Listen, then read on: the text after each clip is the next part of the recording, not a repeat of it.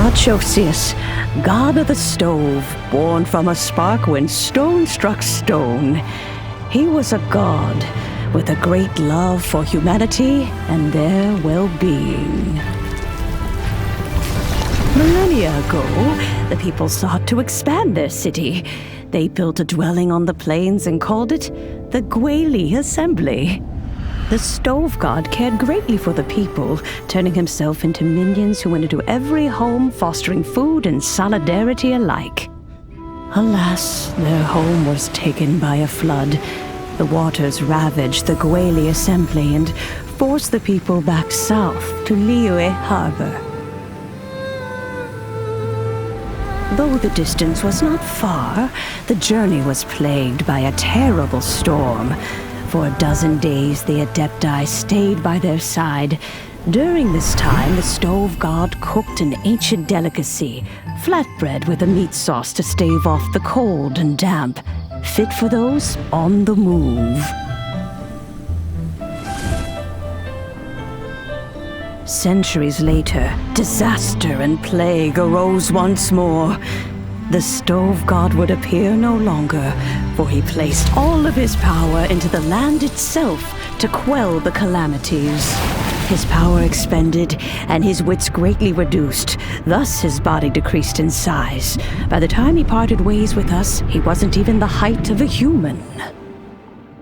He told Rex Lapis and I of the dishes that bring joy and of the secrets of the flame, then went into the mountains and entered into a long slumber.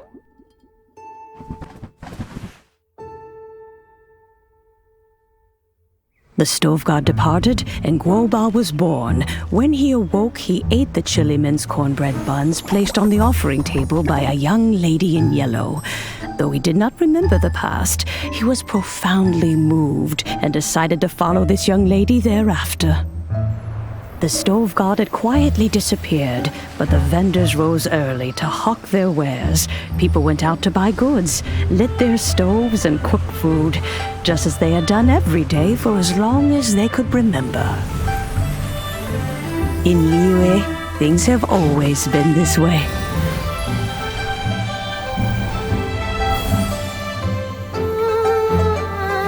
Nature provides, the mountains rejoice. We are blessed by heaven's good grace. Years have gone by. The world has transformed, but our way of life survives.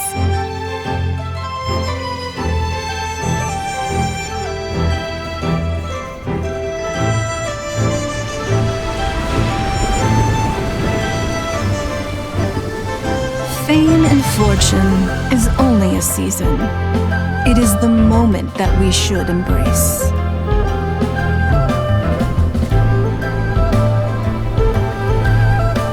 Past meets present. Heritage becomes legacy. Long into the future may we thrive.